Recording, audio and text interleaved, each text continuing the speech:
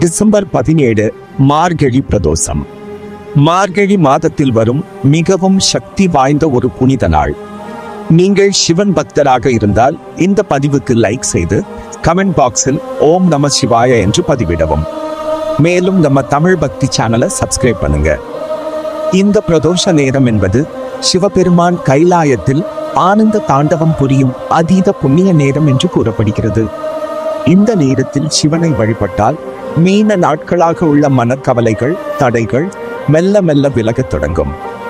மார்கழி பிரதோஷ நாளில் சிவலிங்கத்திற்கு அபிஷேகம் செய்து நந்தி பகவானை வழங்கி ஓம் நம சிவாய என்ற மந்திரத்தை ஜபிப்பது அற்புதமான பலன்களை அளிக்கும்.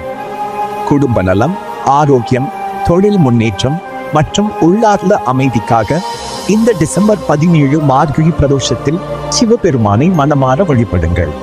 ஓம் நம சிவாய. ஓம் நம சிவாய.